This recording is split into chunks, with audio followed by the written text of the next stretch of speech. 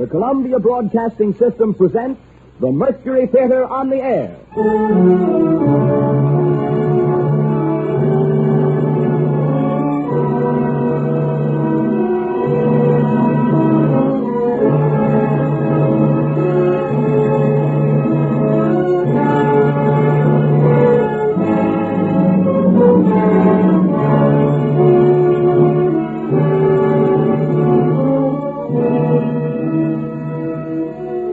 Ladies and gentlemen, the star and director of the Mercury Theater, Orson Welles. Good evening. On Thursday, July 14th, at 2:29 in the afternoon, aviator Howard Hughes set his big twin-motored monoplane World's Fair 1939 down at Floyd Bennett Field for a new record in round-the-world flying.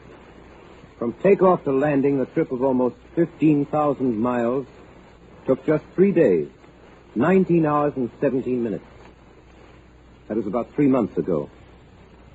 But back in the 1870s, so Jules Verne tells us, a group of English gentlemen made a wager on what they were confident was a sure thing.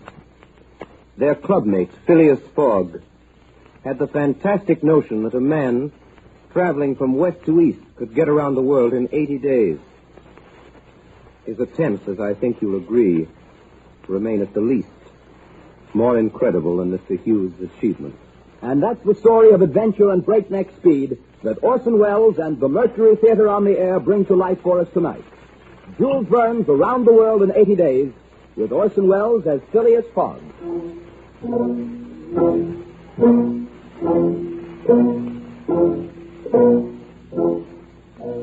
My name is Phileas Fogg. Oui, monsieur. I will tell you of my personal habits and what I require of a servant. Oui, monsieur. I am a man of simple taste, without relatives or family. I have my tea and toast at 23 minutes after 8, my shaving water at 37 minutes after 9. I dress at 20 minutes after 10. At 12 o'clock you will serve me my lunch, consisting of a boiled fish with Reading sauce of the finest quality, a slice of roast beef garnished with mushrooms, a rhubarb and gooseberry tart, and a piece of Cheshire cheese. The whole washed down with 2 cups of tea. With my lunch, I read the London Times. At 4:15, you will bring me the Evening Standard. At 5 minutes to 6, you will bring me my hat and cane. I dine at the Reform Club. At midnight, you will serve me a glass of ale and a chicken sandwich. Really, you see that the duties of my servant are not arduous. My present servant has been with me for 4 years. I have been forced to dismiss him. He brought me my shaving water this morning at a temperature of 84 degrees Fahrenheit instead of 86. That is an unpardonable offense. You understand? Oui, monsieur. You are a Frenchman, and your name is John. Jean, if it does not displease, monsieur. Jean Passepartout.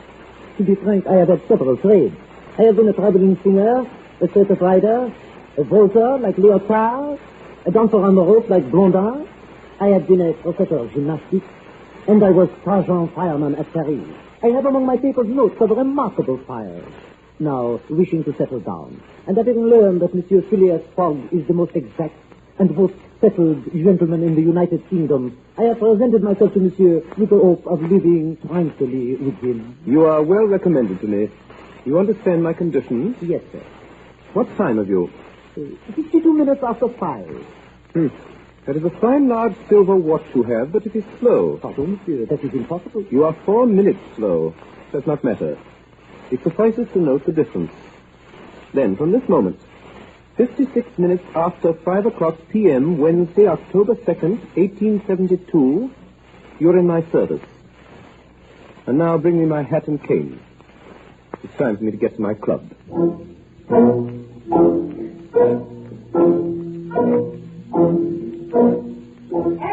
Esprit robbery. Read all about the robbery in the Bank of England. 54,000 pounds stolen by daylight. Read all about the big robbery. The paper.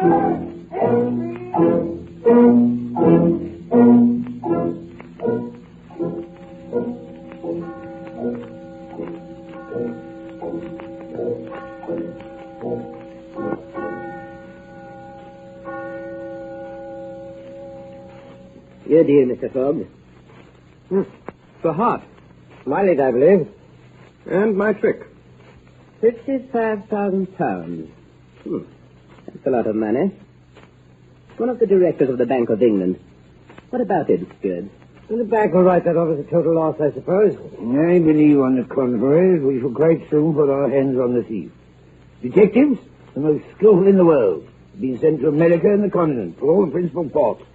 It's very difficult for the man to escape. Queen of Spades. Night trick, I think.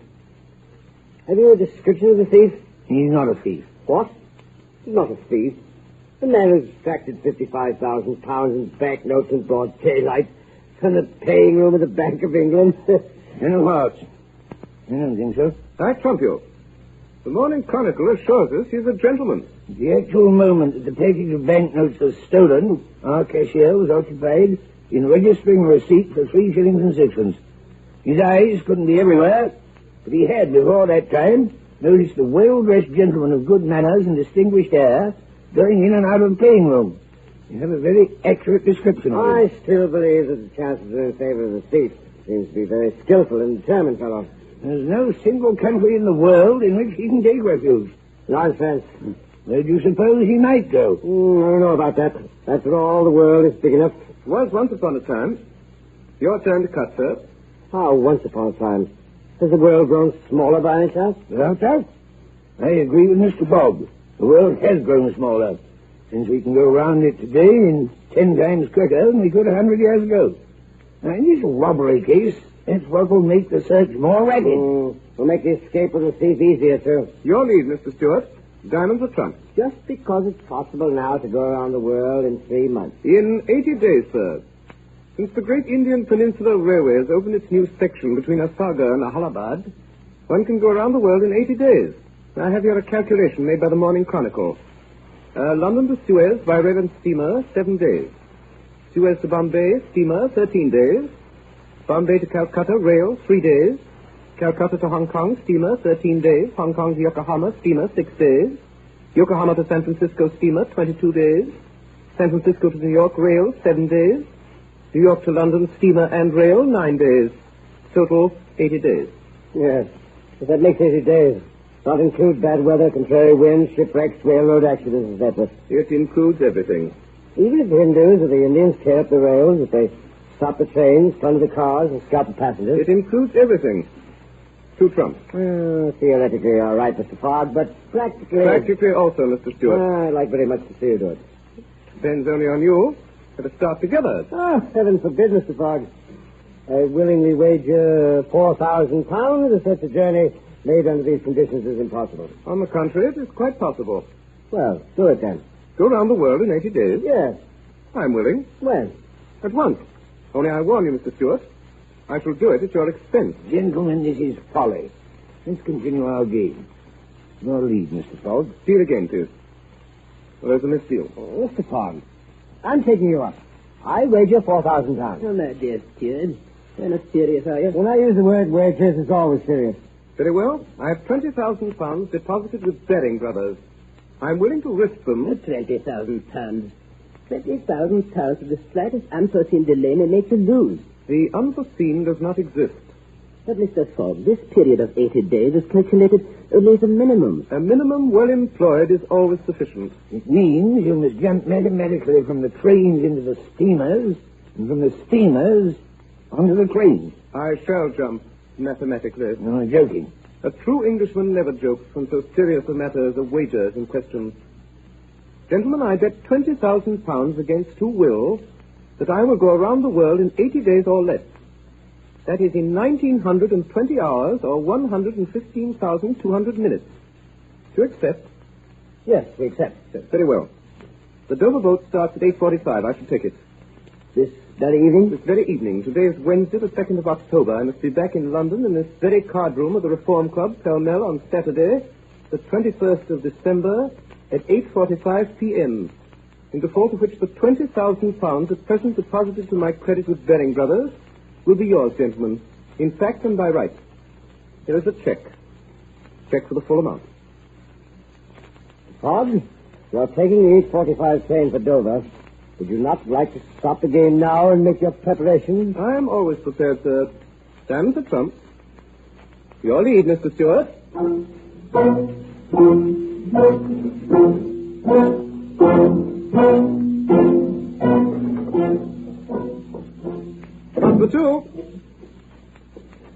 Passepartout! Oui, monsieur. Passepartout, it is the second time that I have called you. But it is not midnight, monsieur. I do not expect... I know it, and I do not find fault with you. Prepare yourself. We leave in 10 minutes. No trunks are necessary, only a carpet bag. In it 2 woolen shirts and 3 pairs of stockings. The same for you. We will purchase on the way. You may bring down my mackintosh and traveling cloak, also stout shoes, although we will walk but little or not at all. Also take this bag and take good care of it. There are 20,000 pounds in it. But... Yes? Monsieur is thinking of leaving home? Yes, Passepartout. We are going around the world.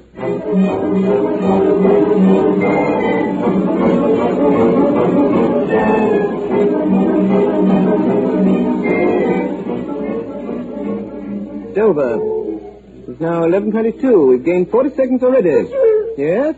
Monsieur, I have just remembered that terrible thing. Yes? What is it? In my haste, monsieur, in my disturbed state of mind, I have forgot... Mon Dieu! Forgot what? To turn off the gas in the kitchen. It will For burn. 1,920 hours, a gross piece of negligence which will be charged against your wages. The rate of 2 1/2 cubic feet per hour and 3 farthings per cubic foot. On the day of our return, you will owe me exactly 3 shillings and 10 farthing.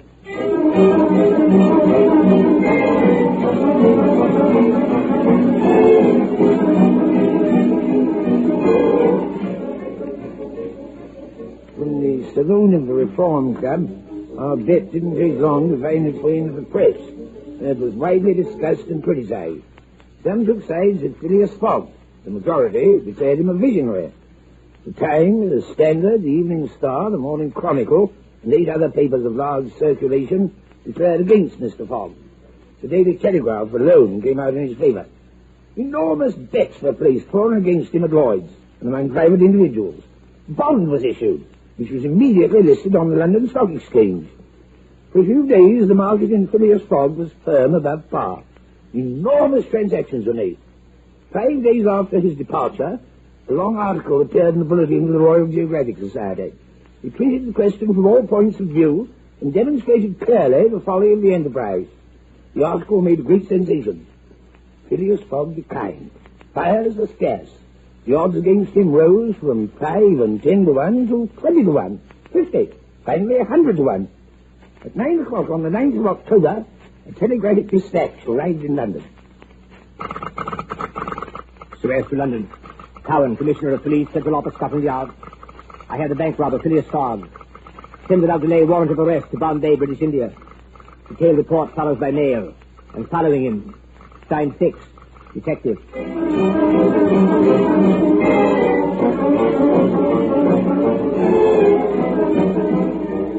Left London Wednesday, October 2nd, 18:45 p.m.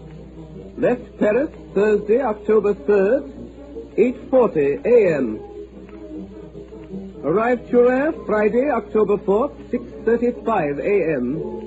Left Turin Friday, 7:20 a.m. Arrived Brindisi Saturday, October 4th, 4 a.m. Boarded Mongolia Saturday, 5 p.m. Arrived at Suez Wednesday, October 9th, 11 a.m. 2 hours gained.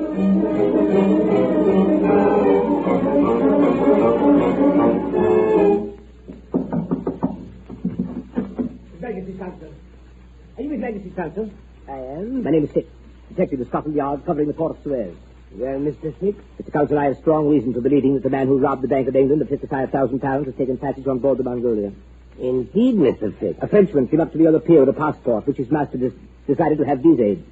The description on this passport is identical with that which we received from the Commissioner of the Metropolitan Police. I told him that his master must present himself in person at your office to establish his identity. I shall be interested to see. That was a heavy robbery. A magnificent robbery. £55,000. And 1/5 of the money recovered for the man who apprehends him. Mr. Fix, I earnestly hope you are right. But from a mere cable description, do you not fear you may be mistaken? That this may be an honest man after all? Mr. Consul, great robbers always resemble honest people. Honest faces are the very ones that must be unmasked. It is a difficult task. To solve such mysteries is not a trade so much as an art. We detectives feel these people rather than know them. If the man is what you suppose, I doubt if he will present himself at my office. A robber does not like to leave behind him the tracks of his passage. Mr. Counsel, if he's a shrewd man, as I think, he will come. To have his passport visaed? Yes. Passports serve only to incommode honest people and to aid the flight of rogues. I promise you that his passport will be in perfect order. But I hope you'll not visa it. And why not? If his passport is regular, I have no right to refuse my visa. But, Mr. Counsel, I must detain this man until I have received from London a warrant for his arrest. You have no proof, Mr. Fix. Mr. Counsel, you know who I am. You know I represent Scotland Yard. Do you think I would detain an innocent man? I am asking you to help me capture a man who has stolen £55,000. That, Mr. Fix, is your business, but I cannot, as Her Majesty's Consul, legally... Come in. You're the consul, sir. I am. Here's my passport. May I ask you to visa it? Oh, you are Phileas Fogg, Esquire? Yes, sir. This man is your servant? Yes, a Frenchman named Passepartout. You come from London? Yes. And you are going? To Bombay. Well, sir, you know this formality of a visa is useless and that we no longer demand the presentation of a passport. I know it, sir, but I wish to prove by your visa my trip to Suez. Very well, sir. Yes. Here it is. I thank you, sir. Good day. Now then, will you admit, Mr. Counsel, that this phlegmatic gentleman resembles feature for feature the robber whose description I have received? I agree with you, but you know that all description... I have a clear conscience in the matter. Since you will not help me, I shall take other steps. His servant appears to me less of a riddle than the master. Moreover, he is a Frenchman who cannot keep from talking. I shall not let him out of my sight. I shall follow them to the port. I shall follow them to Bombay. If necessary, I shall follow them round the world.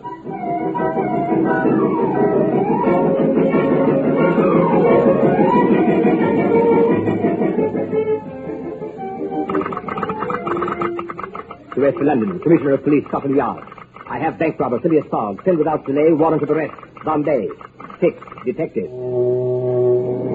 From Suez to Bombay, voyage uneventful. Fogg leaves his cabin only to play whist, plays 30 rubbers a day. No chance to speak to him. French servant, more communicative. Had exchanged several drinks with him. Says his master carries an enormous sum of money with him in fresh new banknotes. He has promised £1,000 to chief engineer if he makes Bombay 2 days ahead of time. Bombay to London, Commissioner of Police, Scotland Yard. Arrived Bombay 2 days early. Warrant not here. Following bank thief to Calcutta. Send warrant there. 6. Detective.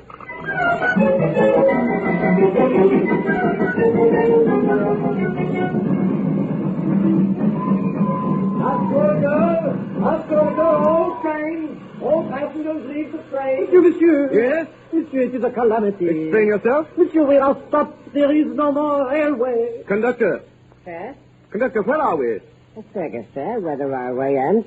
This railroad is not finished. No, sir. The papers announced the opening of the entire line 3 weeks ago.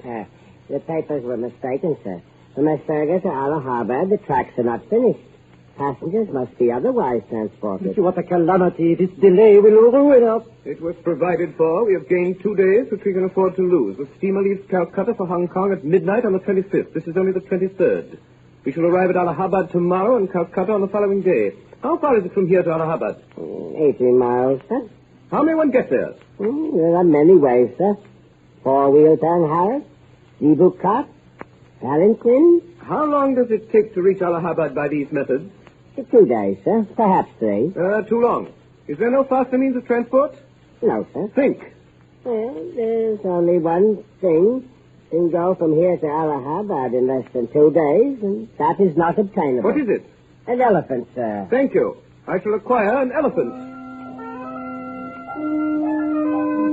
10 pounds an hour. No, sir. 15 pounds. Hire my elephant, Your Honor. I could not consider it.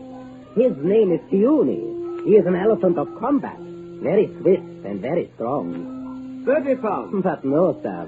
40 pounds. For so small a sum, sir, I cannot let him out of my sight. He is my only treasure, Your Honor. How do I know I could ever see him again? Then I will buy him from you. It is not possible. I will give you 1,000 pounds. Sahib, for such a beast, that is nothing. 1,200. No, sir. 1,500. Sir, I love him as though he were my own child. 1,800. I am not a greedy man, Your Honor. Your Honor, but... 2,000 pounds. I cannot refuse a favor to so noble a gentleman. Sab, you may have my beast, and I will be your guide. Passepartout, Oui, monsieur? the carpet bag. We start at once.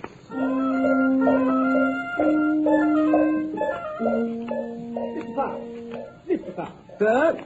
Mr. Fogg, allow me to introduce myself. My name is... Mr. Fix, I believe. It is indeed, sir. Though it surprises me that you know it. I always know the names of my fellow passengers. Can I be of service to you, sir? Mr. Fogg, you have acquired this elephant, the only one within 20 miles. That is correct, sir. And with it you hope to reach Allahabad tomorrow? I do, sir. Then I beg you, sir. I'm in as great a hurry to reach Calcutta as yourself. If only you will permit me to accompany you, I shall be more than happy. Detective Fix, the Commissioner of Police, Scotland Yard.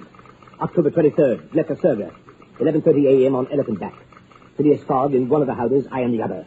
The French server between us astride the animal. The Parsi guide perched on the elephant's neck. At nightfall, we entered the jungle, proceeding at a steady, rapid pace. As we proceeded, the forest grew denser. Fog is untiring. The man is made of iron. Towards morning, we entered the territory of Bundelkund. Allahabad now only 12 miles to the northeast. At a little before 2, the elephant, showing signs of uneasiness, suddenly stopped. Yoni, stop back! Why did he stop? I do not know, sir. I will see. Sarati Yoni. Ramin, sir. It's very dangerous. They come towards us. We must remain still. If the elephant is hidden behind these trees, they will not see us.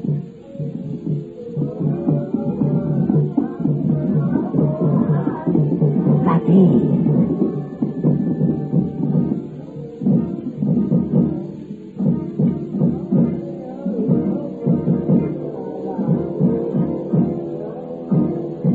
First came the priests with mitres on their heads.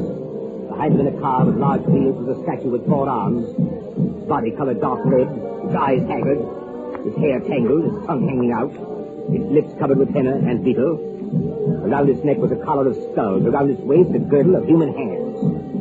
What is that statue they're dragging? Kali, the Hindu goddess of love and death. Of death, perhaps. Of love, never, Kasogliovich. No, in my confinement.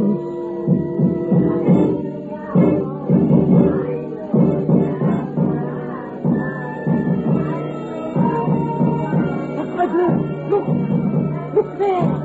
A woman! She's beautiful. 2 priests were dragging her along. A young woman, half conscious, deathly pale. Her neck, her shoulders, her ears, her arms, her hands, her toes were loaded down with jewels, necklaces, bracelets, earrings, and finger rings. Behind her were guards armed with naked sabers, carrying the body of an old man dressed in silk and gold. They disappeared among the trees. Tell me, what is sati? Sati, Sab, is a human sacrifice. The woman you have just seen will be burned to death tomorrow in the early part of the day, on the funeral pyre of her husband. Burned alive or the villain? Yes, Sab. This corpse, then, was her husband? Yes, Sab. The prince, her husband, the Raja of Bundelkund. As a child, they betrothed her to him. She has never seen him. In Allahabad, they seized her. Where are they taking her? To the pagoda of Sulaji, 2 miles from here. There she will pass the night in waiting for the sacrifice. And this sacrifice will take place? At the first appearance of day. There will be no sacrifice. We will save this woman. Save her? I have still 12 hours to spare. I can devote them to her. Bravo, monsieur, bravo. You are a man of heart. Occasionally, Passepartout, occasionally. When I have the time.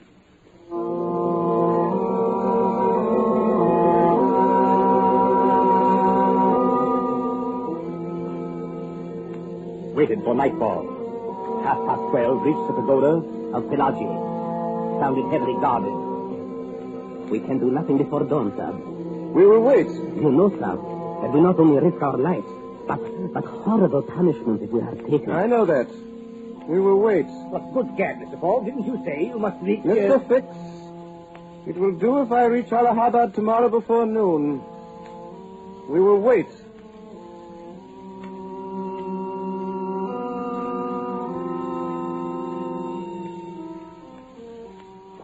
Little before dawn, men began to move in the pagoda. The hour had come in which the unfortunate woman was to die. Beside me stood Phileas Fogg. His face was white and drawn. The French servant had vanished.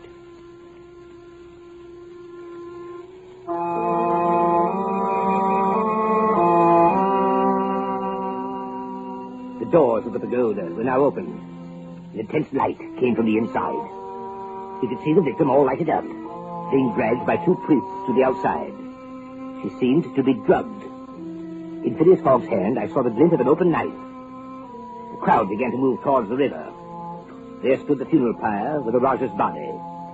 In the half-light, we could dimly see the victim motionless, stretched beside her husband's corpse. A torch was brought. Then there took place a most extraordinary occurrence. The dead Rajah moved. He was seen suddenly rising upright, like a phantom, raising the young woman in his arms. Descending from the pyre in its clouds of smoke, he advanced rapidly towards us, between the lines of Brahmins groveling on the earth with terror.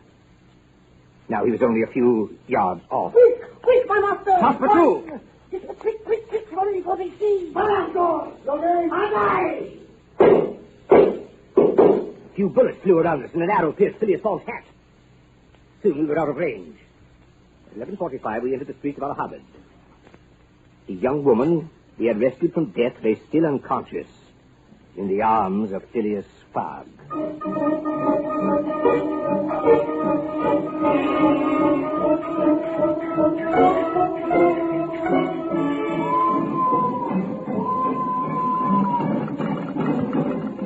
Calcutta to London, Commissioner of Police, Scotland Yard, October 25th, 4 p.m.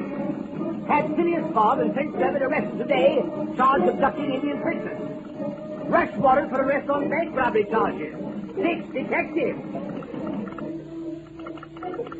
Calcutta to London, October 25th, 11:10 p.m. Phileas Fogg and servants freed on payment of £1,000 fine. Sailing Hong Kong tonight with Indian princess and following them. Rush warrant, Hong Kong. 6 detectives. Hong Kong to London, November 7th. Warrant received too late. Fogg left for San Francisco tonight aboard special charter. Following him. Arrange expedition proceeding San Francisco. 6 detectives. San Francisco to London. Commissioner of Police, Scotland Yard. Phileas Fogg, French servant and Indian princess arrived at San Francisco December 3rd. Leaving 6 p.m. for New York. Advise Her Majesty's Council, New York, arrange expedition. 6 detectives. Salt Lake City to London, December 5th. Traveling, same train as Fogg and Clark. Have him under constant surveillance. 6 detectives.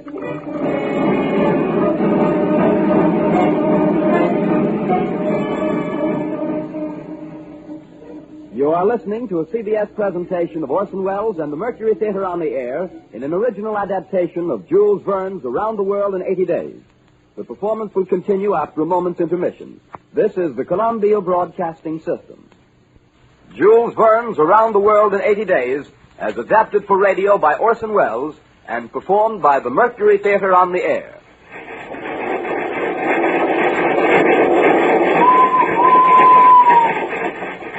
Oh, mon Dieu, what a country is this America?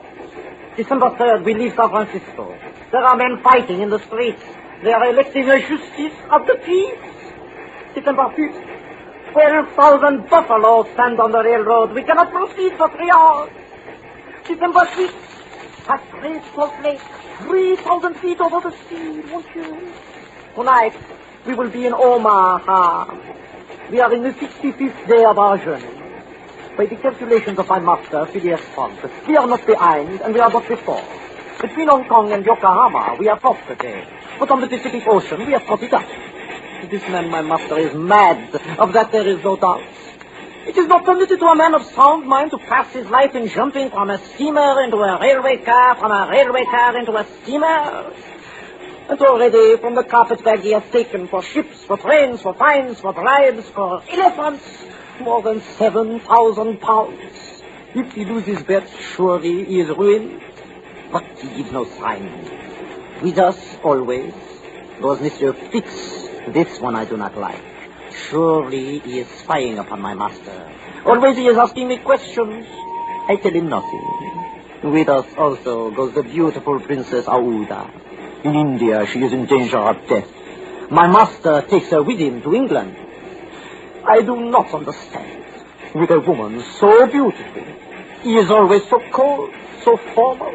Mon Dieu, these English. He has taught her to play whist. All day they sit, all day they play. Madam, your turn to cut. Hard cut comes, Mr. Fogg. Your lead, Mr. Fix. 7 o'clock. The train has stopped. Faster two, come with me. We will see what has happened. Excuse me, madam. Engineer, what is this? Why do we stop? Well, there's medicine boat, sir. Word just come through. The bridge is shaky. Can't pass. And what do you propose to do? Well, couldn't say, sir. Guess we're stuck.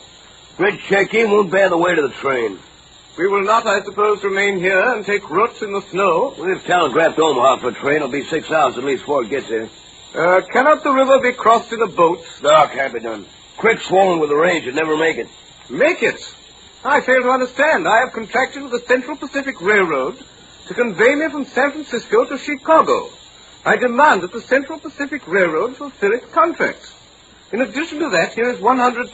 Well. The present rate of exchange, $483.22, if I am in Omaha tonight. Well, there might be a way of passing. On the bridge? Yeah, on the bridge. With our train? Yeah, with our train. But the bridge threatens to fall, Monsieur Fogg. Nonsense. Well, it's my idea that by rushing the train over at full speed, we have a chance of passing. Now, how much chance? 40%, maybe 50. What are we waiting for? Come, Passepartout. Let us return to our whist game and to the Princess Aouda. I left a very interesting hand. Then comes a terrible moment. The train stops. First, she goes back.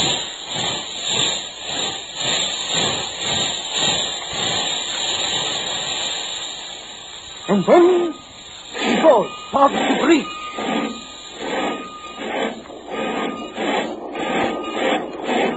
It goes faster.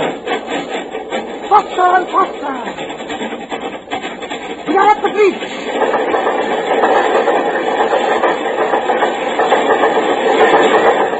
Ah, we have crossed.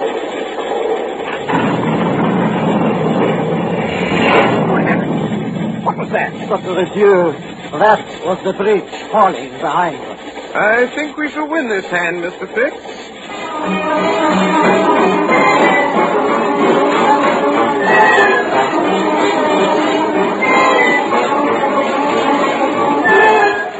December 8th. Arrived Medicine Bow. December 8th. Attacked by Red Indians. Arrived Fort Kearney, 7 a.m., 20 hours behind time. December 8th, left Fort Kearney, 8 a.m. by ice sled. December 9th, arrived Omaha, 3 p.m., 14 hours behind time. December 10th, arrived Chicago, 4 p.m., 8 hours behind time. Left Chicago, 4:30 p.m., by special train. December 11th, arrived New York, 9:35 a.m. Steamship China sailed 9:10. We've missed it.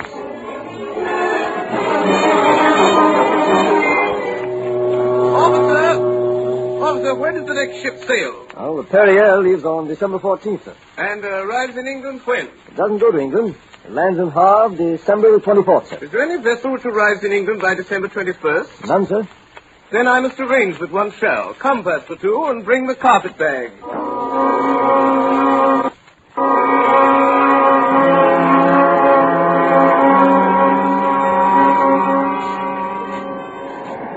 Are you the captain of this ship? I am. I'm Phileas Fogg of London. I am Andrew Speedy of Cardiff. Excellent. Are you ready to sail? In an hour. You are loaded for... Bordeaux. Your cargo? Gravel. You have passengers? No passengers. Never have passengers. A cargo that talks too much. Your vessel sails Between 11 and 12 knots. The Henrietta, well known, sail and steam. Do you wish to convey me to Liverpool, myself and 3 persons? Liverpool? Why not to China? I said Liverpool. No. No? No, I'm setting out for Bordeaux. It doesn't matter what price? It don't matter what price. But the owners of the Henrietta. The owners of the Henrietta are myself. The vessel belongs to me. I will charter it from you. No. No? I will buy it from you. No. No. Well, will you take me to Bordeaux? No, not even if you paid me $200. I offer you 2,000. For each person? For each person. And there are 4 of you? 4. I leave at 9 o'clock. It is 8:30. At 9 o'clock, we will be on board.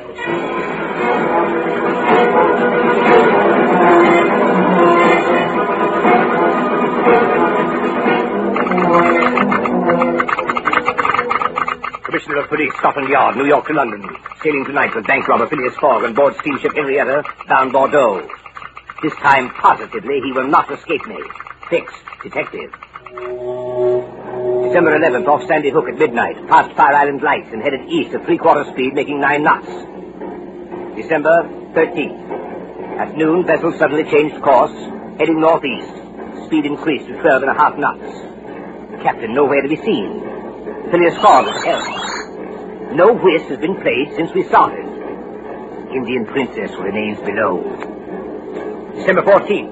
Find captain missing. Detects curious attitude in crew. Last night heard strange noises in forecastle. In the afternoon, barometer fell. Still no sign of captain. December 15th. Discover captain has been locked in his cabin for 2 days. Crew heavily bribed. Vessel no longer headed Bordeaux, but unknown destination. Running into heavy weather. Late this evening, overheard conversation on deck between Fogg and chief engineer.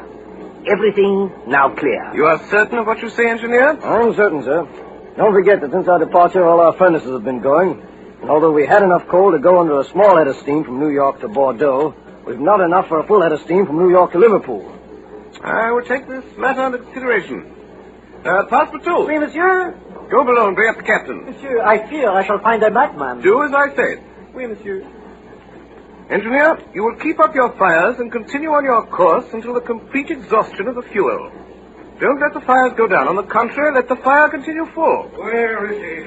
Where is he? Good evening, Captain. Oh, you scoundrel! Captain Speedy, you will forgive me for any slight inconvenience I have caused you, but you are an obstinate man, and my business is urgent. Pirate, where are we? 770 miles from London. Gee, skipper, what have you done with my ship? I have sent for you, Captain, to ask you to sell it to me. No, by all the devils, no. Then I shall be obliged to burn her. To burn my ship? Her upper portions, for we are out of fuel. Burn my ship?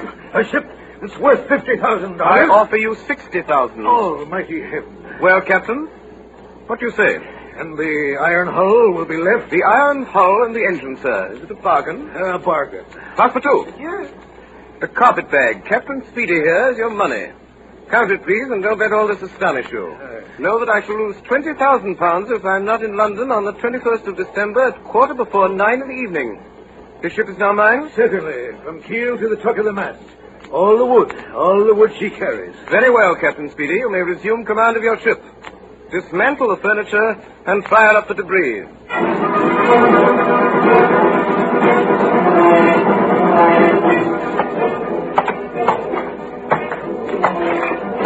Poop deck, the cabins, the bunk, the spare deck were burned today.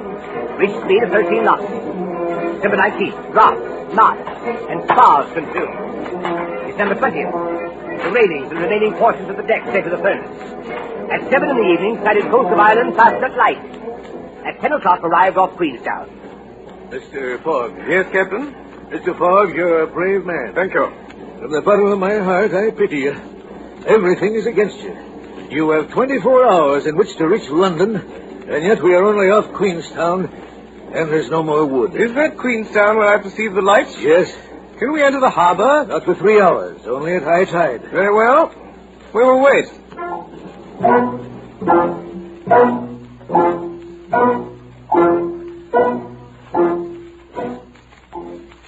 At 1 in the morning, what was left of the Henrietta entered Queenstown Harbor. We landed immediately. At 1:30, we boarded a train, arrived at Dublin at dawn, embarked on the Liverpool packet. At 20 minutes before noon, the 21st of December, Phileas Fogg finally landed on the quay at Liverpool. He was now only 9 hours from London. At this moment, with what I must admit was a heavy heart, I approached him and put my hand on his shoulder. Sir? You are really Phileas Fogg? Yes, sir. Then with this warrant, in the name of the Queen, I arrest you.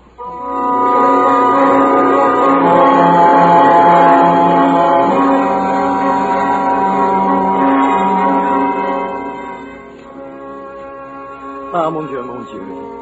So, on the 80th day of his tour around the world, only 9 hours from London, with 3 hours and 5 minutes to spare, and 20,000 pounds at stake, my master is imprisoned here in the custom house at Liverpool.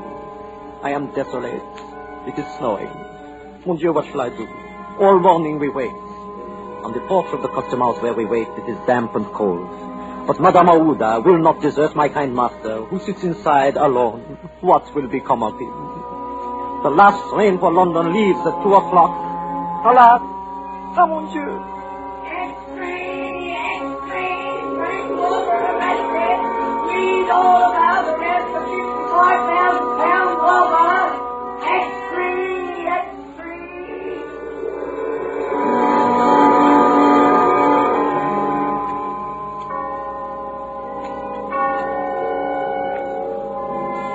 The last train has left. Ah, yes, madame. This is truly the end. Mr. Fogg! Mr. Fogg, sit down! Pass the What is it, scoundrel? I have made a mistake, a terrible thing. Quickly, come with me. Hurry, or your master will be ruined. Oh, Mr. Fogg, forgive me. Sir? Oh, pardon me, sir, pardon. I made a terrible mistake, a dreadful error, an unfortunate resemblance, sir. You are not the robber. The robber was arrested in Edinburgh this morning. You may go, sir. You are free. Then my master does a wonderful thing. He wastes 5 seconds. He goes to the detective. He looks him well in the face. And then, with the only rapid movement he has ever made in his life, he draws both his arms back, and then, with the precision of an automaton, with both his fists, he strikes. Take that, sir.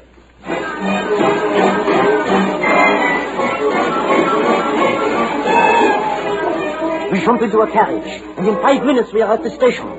It is 40 minutes past 2. Phileas Fogg orders a special train.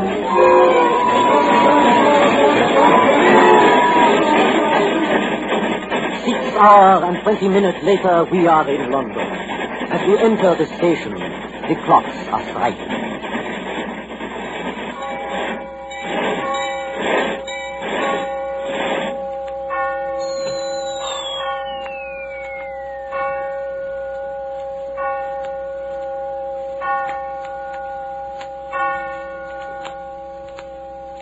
My friends, I've been around the world in 80 days and 15 minutes. I've lost.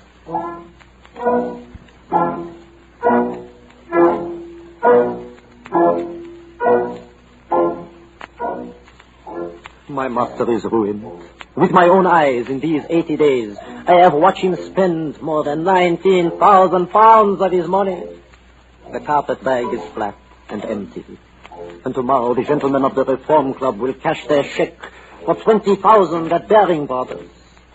Sadly, this evening, we return to the house in Savile Row. In the kitchen, the gas is still burning. Our neighbors do not know we have returned. The doors and the windows of the house are kept closed. Sadly, I cook the dinner. Sadly, I prepare an apartment for the Princess Aouda. Sadly, I tell her the truth, that for my master, as a man of honor, there is only one course open. Passepartout, we must do something to prevent it. Madame, I can do nothing by myself, nothing at all. I have no influence over my master's mind. But you, perhaps... What influence would I have? Mr. Fogg is subject to none. Has he ever understood that my gratitude for him was overflowing? Has he ever read my heart? My friend, you must not leave him for a single instant. The night passes. Monsieur Fogg has retired, but has he slept? I have watched like a dog at my master's feet all night till morning. I have heard him restlessly pacing the floor. You called, sir? I did. You will prepare the Princess Aouda's breakfast. For myself, I will be satisfied with a cup of tea and a piece of toast. You will beg her to be good enough to excuse me from luncheon and dinner. I have certain affairs to set in order. You will say that I would like to see her in the library at 8 o'clock. Then you will not go to the club today, monsieur? No. My master, I wish you to know that whatever happens, I shall always... Go.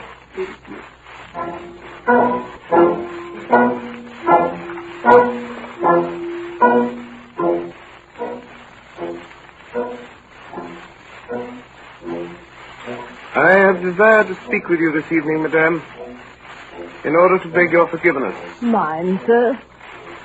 Can you ever forgive me, madam, for having brought you to England? I, Mr. Fogg? Be kind enough to allow me to finish. When I thought of taking you so far away from that country which had become so dangerous for you, I was rich, and I counted on placing a portion of my fortune at your disposal. Your life would have been happy and free. But now, madam, as you know, I'm ruined. I can no longer... I know it, Mr. Fogg. And I, in turn, ask you, will you pardon me for having followed you? And who knows, for having perhaps assisted in your ruin by delaying you? Madam, you could not remain in India, and your safety was only assured by removing you so far that those fanatics could not retake you. But, Mr. Fogg, was it not enough that you should rescue me from a horrible death without feeling that you were obliged to assure my position abroad? It would have been my pleasure, madam. Events have turned against me. However, I ask your permission to dispose of the little I have left in your favor. But you, Mr. Fogg, what will become of you? I, madam, shall not need anything.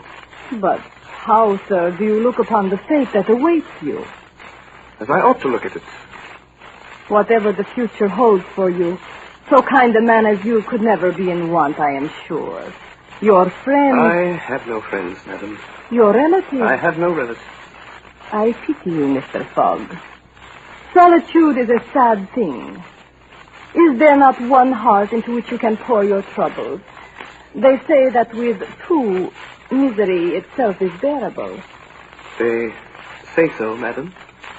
Mr. Fogg, you will not think me bold if I ask you whether you might wish at once a relative and a friend. Will you have me for your wife? You close your eyes, Mr. Fogg. Will you not look at me and answer my question? I love you. Yes, in truth. By everything most sacred in the world, I love you. And I am yours. Ah, my friend. Did you ring, sir? Passepartout. Oui, monsieur. You will notify the Reverend Samuel Wilson of Marylebone Parish of our intention to be married as soon as possible. Well, monsieur. It is not too late to go now, is it? Never too late, monsieur. It will be for tomorrow, Monday. For tomorrow, Monday, my dear? For tomorrow, Monday. Yes, monsieur. Yes, madame.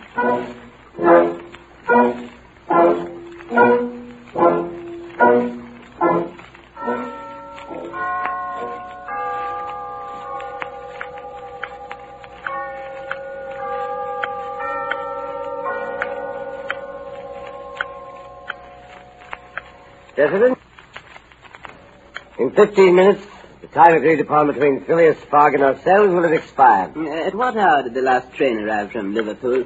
23 minutes after 7, and the next train doesn't arrive till after midnight. Gentlemen, if Phileas Fogg had arrived on the train 23 minutes after 7, he would already be here. We can therefore consider we have won the bet. I wouldn't be too sure, gentlemen. Mr. Fogg is an eccentric of the first order. His punctuality is a byword. Never arrives too late or too soon. He'll appear here at the very last minute, or I shall be very much surprised. Let's continue our game, gentlemen. Nor do you, Flanagan. This is the rubber game. He has 11 minutes.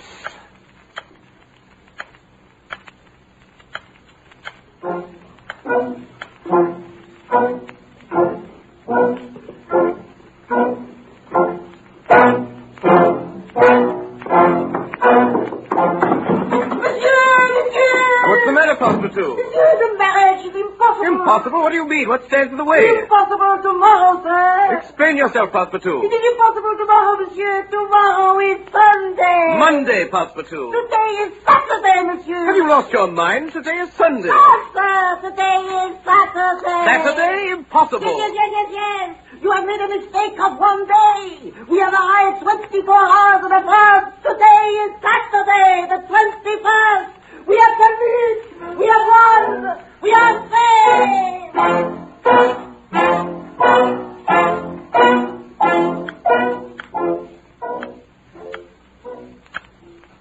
10 minutes. 9 of hearts. 9 of hearts. For my part, Mr. Ralph, I would not believe it was he if I saw him. China, the only steamer from New York that could be of any use to him, arrived yesterday. Name was not on the passenger list. Admitting the most favorable chances, Phileas Fogg has scarcely reached America. I calculate 20 days at least from the time he'll be behind. If, that is, he is still alive. The thing was senseless from the very start. However exact he may be, it is beyond human power to prevent the occurrence of inevitable delays, and a delay of only 2 or 3 days would be enough to destroy his chances. Tomorrow morning we will present to Baring Brothers Mr. Fogg's cheque for £20,000. 3 minutes. Good use, Jed. Hearts of trumps. 2 of clubs. 10 of clubs. I trump you. 3 of hearts. Your trick, Stuart. 1 at 1/2 minutes to go. Gentlemen, it is now 8:43 1/4. I propose we resume this game at 8:45 p.m.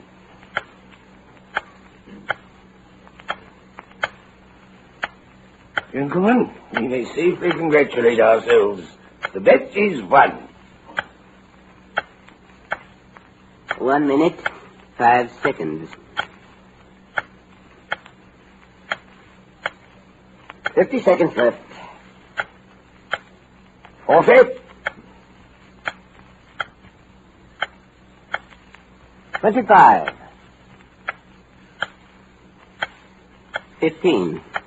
14, 13, 12, 11, 10, 9, 8, 7, 6, 5, 4, 3, 2.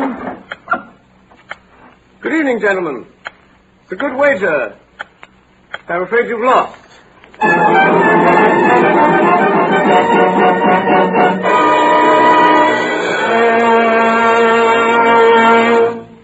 If you don't mind, Mr. Phileas Fogg, that is Mr. Orson Welles, how did a man of your character happen to be on time when all along you thought you were a day late? Well, Mr. Seymour, it's this way. You know, speaking out of character, and as one of the least punctual of mortals, I am always happiest on the 79th day of the Jules Verne adventure. Here, for a blissful page or two, it does really look as though all my life's long list of trains missed and appointments forgotten may be finally justified in the delirious unlikelihood of Mr. Fogg losing his bet. We of the world who can't read timetables, wind watches, or get out of bed, we for whom traffic jams were made and for whom the alarm clock never rings, we more than any regard with benevolent suspicion those incidents which delayed the undelayable Englishman. To us, they are less like incidents than excuses. The whole story's too good to be true. An alibi we'd never dare. At least, I'd never dare anything like this. Excuse me, old man, I tried to make it, but you see, there was an Oriental princess and a tribe of Red Indians, and then we had to burn up our ship on the way over for fuel. I'm sure you know how it is. Most annoying. Hope you'll forgive. As I say, it sounds like the ultimate, the magnificent alibi it ought to be, but, oh, horror. There appears in the last chapter a Jules Verne nick in time. An unpredictable split infinity that flings the truth in our teeth and turns the timetables. And here our envy turns to loathing as we, who are always late, realize that the 81st day is actually the 80th. that the 5 minutes after midnight is really the 11th hour, that Phileas Fogg made it and is lost to us. Well, Mr. Seymour, here's the solution. At a period when your grandfather saw the sun pass the meridian 80 times, Mr. Fogg, rushing precisely around the globe toward the sun, celebrated this solemn and unavoidable occasion 79 times only and gained a day. Myself, I don't understand it even after I've explained it. But you do, I'm sure. You who get there and keep nobody waiting. You probably guessed it before we began.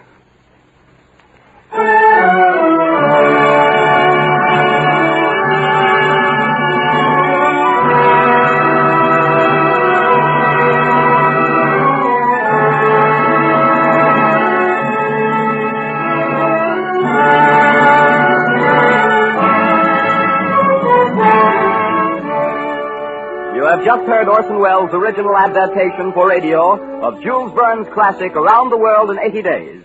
It was the 16th in the Columbia Broadcasting System's weekly dramatic series featuring Orson Welles and the Mercury Theater on the air.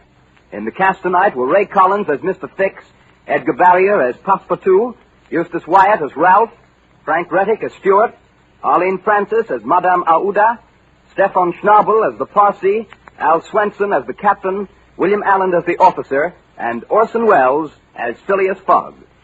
The original music was composed and conducted by Bernard Herrmann, and Davidson Taylor supervised the production for CBS. This is Dan Seymour speaking.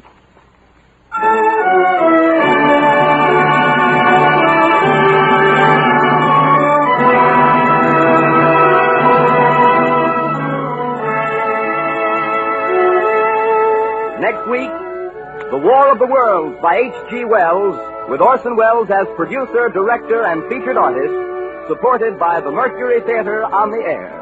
This is the Columbia Broadcasting System.